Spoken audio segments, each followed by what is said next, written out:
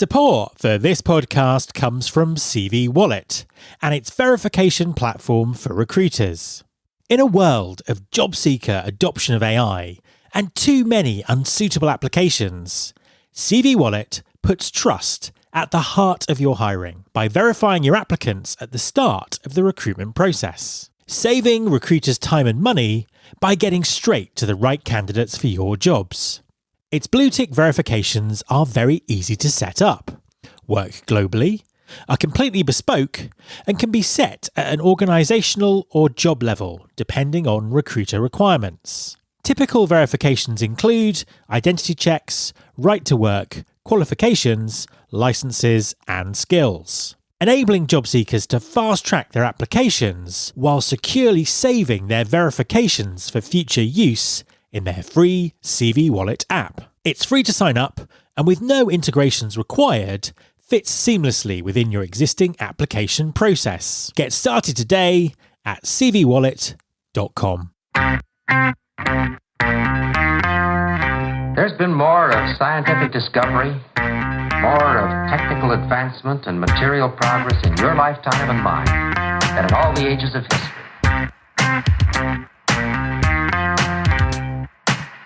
Hi there. Welcome to episode 612 of Recruiting Future with me, Matt Alder. It's becoming very clear that job seekers' use of AI tools in the application process has profound implications for talent acquisition. Many employers are reporting a significant increase in application volume, and there's the potential for a technology arms race as employers and job boards attempt to use AI to identify AI. While this might help in the short term, it won't work in the long term. And is job seeker use of AI even a bad thing? My guest this week is expert job board consultant Alexander Tchaikovsky. Alexander has been doing a deep dive into how job seekers are actually using AI and the implications it has for recruiting. He has some very valuable insights to share about job seeker verification and its potential to create win-win situations for candidates, job boards, and employers. Hi, Alexander, and welcome to the podcast. Hi, Matt. Thank you for having me. It's an absolute pleasure to have you on the show.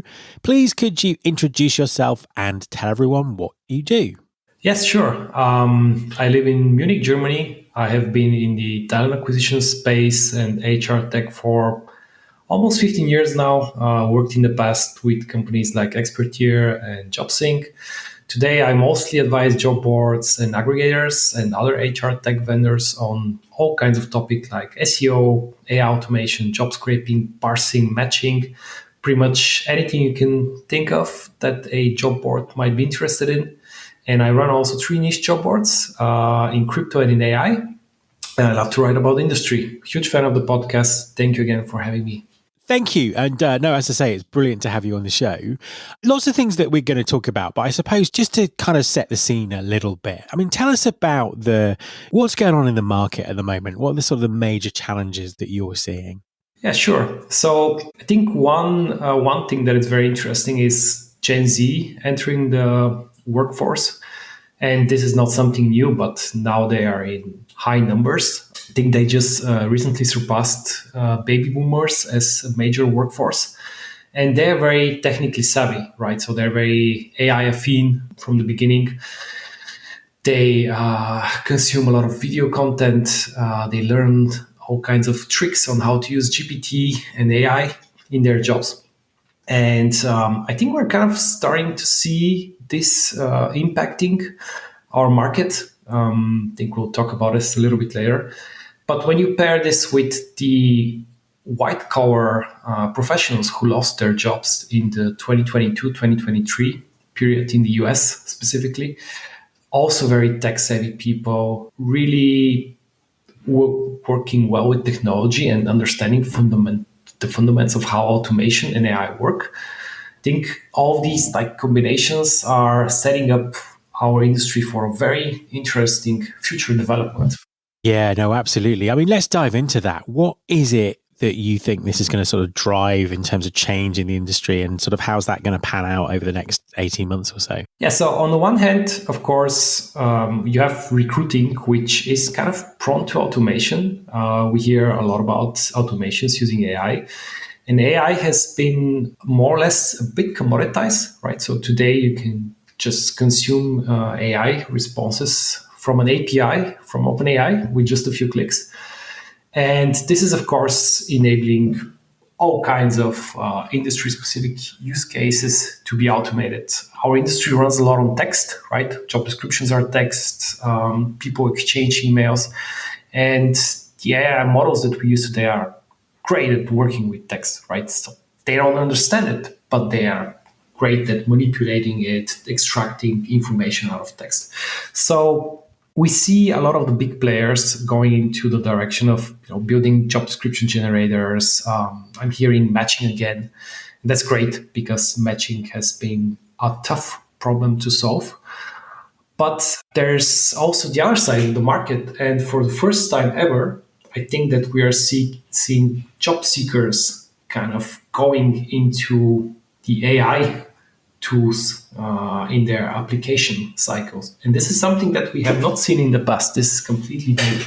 So kind of this automation goes both ways, right? No, absolutely. And what are the implications of that? What are we seeing now?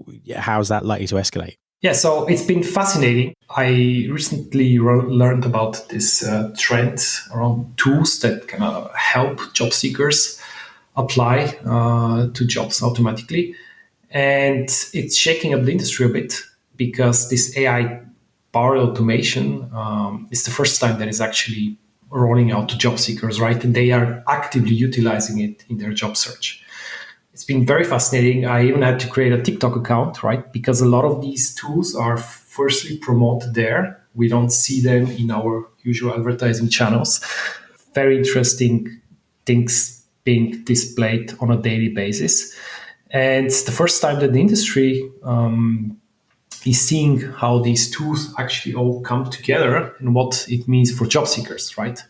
So, I mean, put yourself in a position of a young person. So you're technically savvy, you're looking for a job, or you might have been recently laid off from your job. So you want to get a job quickly, right? Because you're a digital native, you learn about these tools, and then you ask yourself two questions. If I tailor my resume to a job description, right, is this going to improve my chances of getting a job? What do you think? Generally, yes, of course. And then if I'm able to send a lot more resumes that are perfectly tailored to a job description, right? Is this also going to increase my chances of getting a job? Absolutely.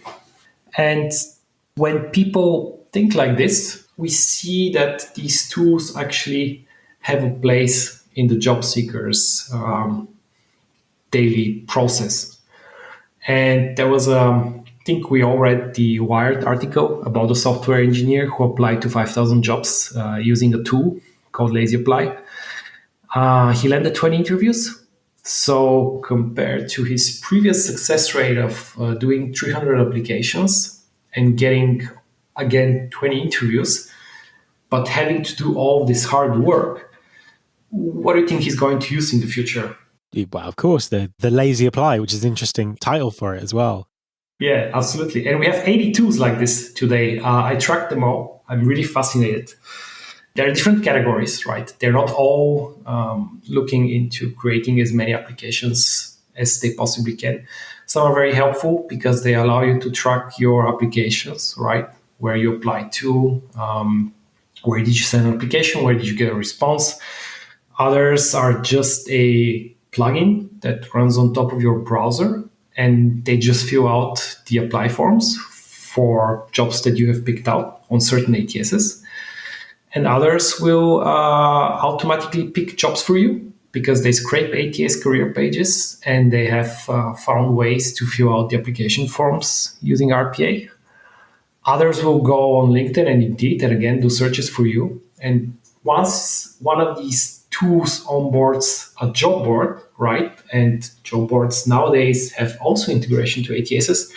Essentially, they kind of become meta-integrated into these ATSs. So you are then able to send even more applications at scale. Wow, that's really interesting. And the irony that as an industry, we spent decades trying to perfect integration, and the job seekers are just doing it for us straight away. Obviously, I want to really talk about the implications for the industry and what job boards are doing and how this kind of moves forward. But before we do, I mean, what are the drawbacks and risks for the candidates who are using these kind of systems? Because, as you say, it would make perfect sense for them to do that. No one actually talks about risks. And for someone who has worked in the past into the whole ATS integration lifecycle, when you use, for example, RPA to fill out an apply form, some of the ATSs out there are actually able to detect these applications. So they're going to display a success message as if the application was submitted, but then it's going to be discarded in the backend, right? Because there is some kind of suspicious behavior happening. What can also happen is that some of these tools are not going to fill out the full apply form. They're just going to focus on the required screening questions, and they will leave the other blanks. And as you know, depending on how you configure your ATS, again, this application might be discarded because they just assume that if you did not make the effort to fill out the full application form, then you're probably not you're not a qualified candidate at all. So that's pretty bad for the job seekers, right? Because their resume might not even land on the recruiter's desk at all. No, absolutely. I mean, and that's interesting. As you say, that's not something that gets discussed in these TikTok conversations. Presuming, though, that those things aside, there's still a vast quantity of applications that are coming through. And again, technology might improve and that might increase. What does the industry do about it? What are you seeing sort of job boards and recruiters doing already to deal with this issue?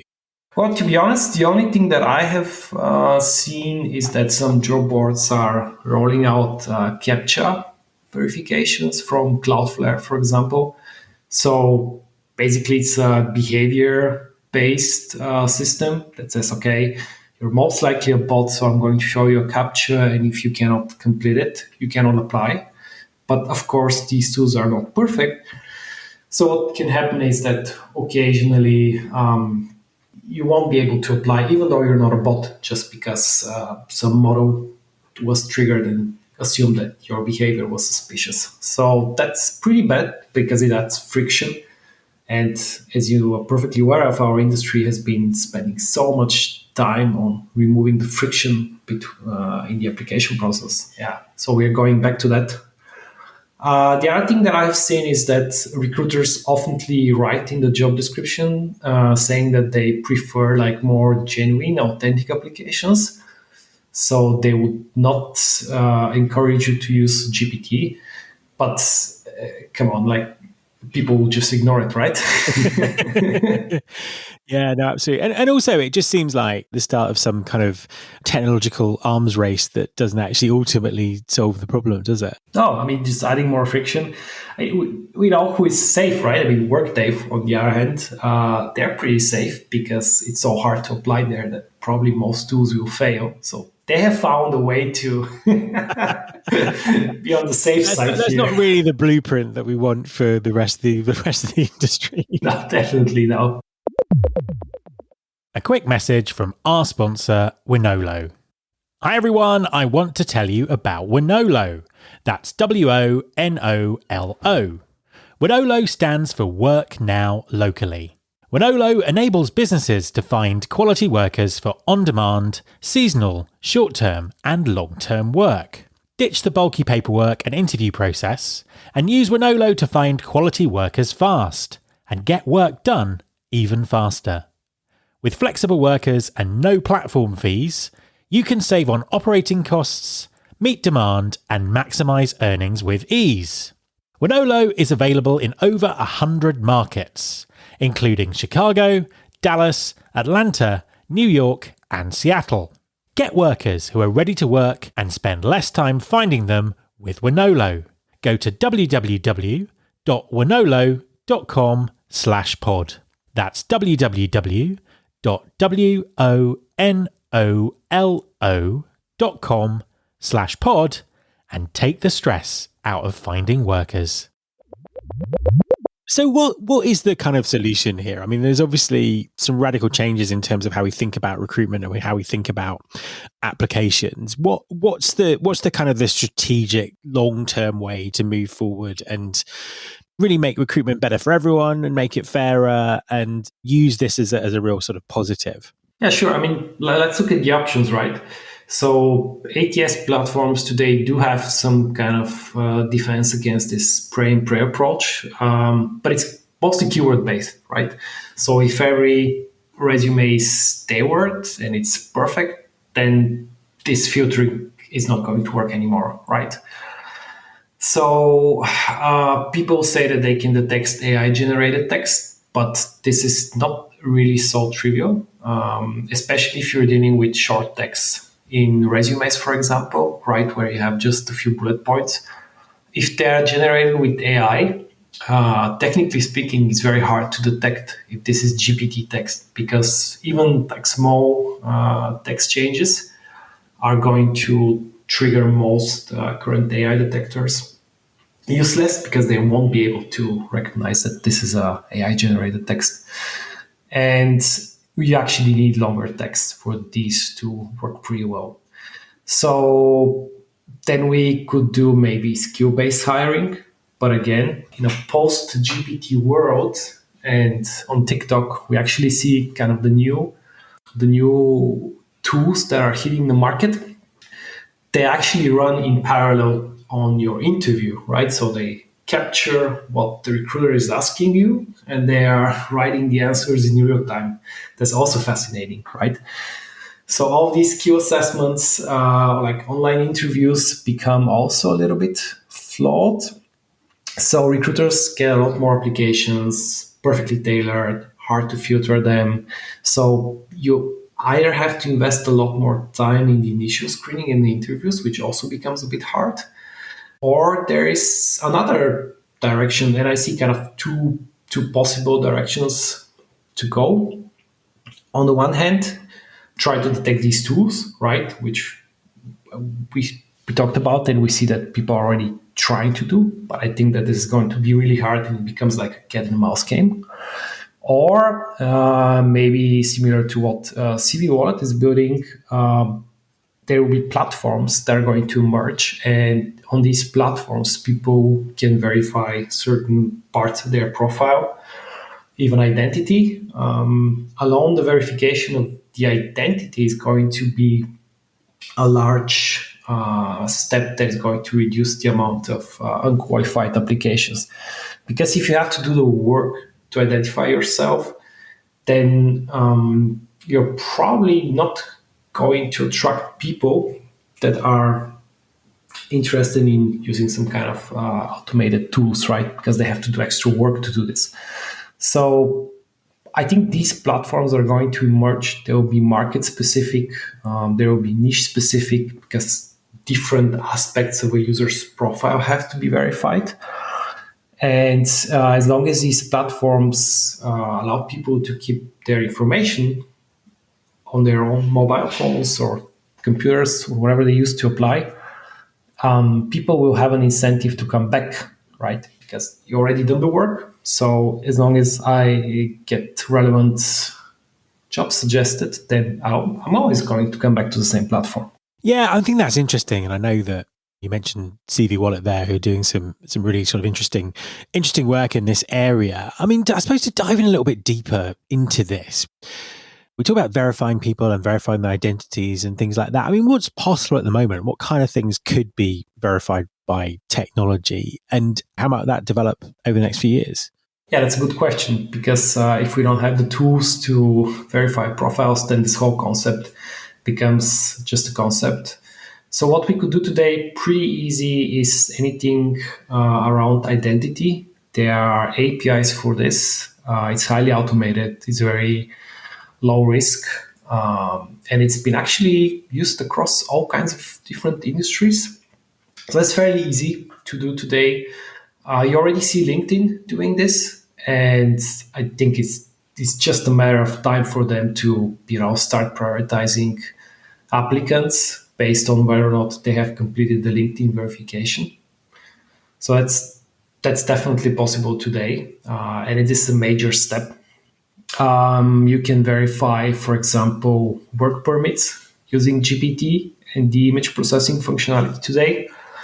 There are also APIs from state-based agencies, like in different countries, where you can, for example, verify a driving license. There are even some basic infrastructures out there that can be used to verify degrees and other credentials of this form. But of course, there's also a lot of work to be done. And it's very market specific. So it really depends on which country you go to. Like in Germany, for example, we have this problem with applicants from foreign countries that don't speak German. But because of GPT, it comes over as if they're very good at speaking German. So, for example, one way to verify if they know the language is to look into the degrees that they have, right? Because if you have finished a German high school, then of course you can speak German. No, that makes sense. I suppose is that sort of on a probability? It's like 60% likely they speak German as well as they say, or 10% likely, or whatever. Is that sort of working on that kind of principle? Yeah. But you can just, let's stay at work permits, right? Very important topic. Because if someone applies for a job and they don't have a work permit for this country, then it's an unqualified application, right? It doesn't matter how good the candidate is. And this is something that can be verified fairly easy because you normally have a passport in your stamp if you're a foreigner, and you just have to make a photo of it. Then we send it to an API, and this API says, yes, this person is authorized to work and this one is not. It's very simple. And I suppose the really interesting principle here is the candidate sort of owns that verification. It's like once it's been done once, they have that and they can use that to apply for other jobs as well.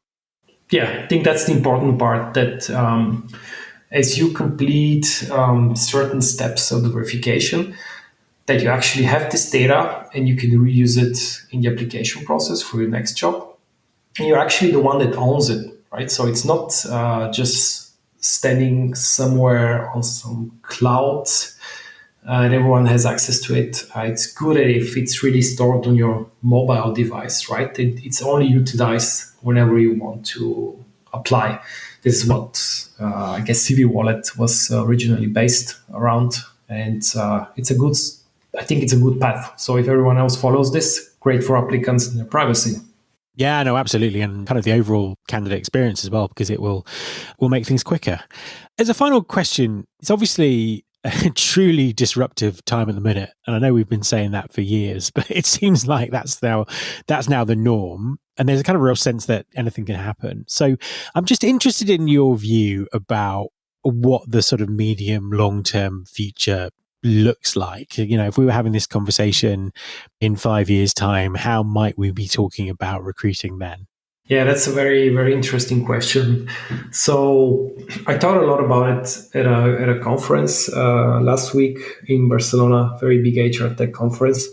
And I saw all the big players actually going back to building their own candidate databases. It seems that a lot of technology is being rolled out into reactivating these candidate databases. And I think that what they're not announcing yet is the verification steps that they're going to add. And probably it's going to start very simple, like LinkedIn, with just an ID verification. Then there will be an email. Then it will be upload a high school diploma or something like that. I think a lot more job boards are going to go that way. And that's essentially also a new business opportunity.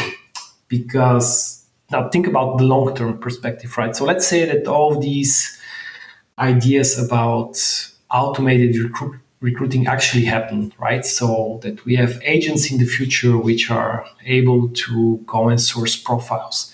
Where are they going to get the profiles from, right? They're not going to get it from LinkedIn because LinkedIn is closing, X-ray is getting away, right? So you cannot get them from the open web.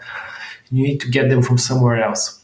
And if we have platforms and job boards having their own like closed verified candidate databases, they offer an API on top of this that the recruiting agents can essentially go and source autonomously these verified candidates and deliver them straight to the recruiter. I think that's where things will go into the next 5 years, but it also depends if technology is going to keep developing itself with the same pace as we see it today. Yeah, absolutely. Very interesting times ahead. Alexander, thank you very much for talking to me. Thank you for having me. My thanks to Alexander. You can follow this podcast on Apple Podcasts, on Spotify, or via your podcasting app of choice. Please also subscribe to our YouTube channel by going to mattalder.tv. You can search all the past episodes at recruitingfuture.com. On that site, you can also subscribe to our monthly newsletter, Recruiting Future Feast, and get the inside track about everything that's coming up on the show. Thanks very much for listening. I'll be back next time, and I hope you'll join me.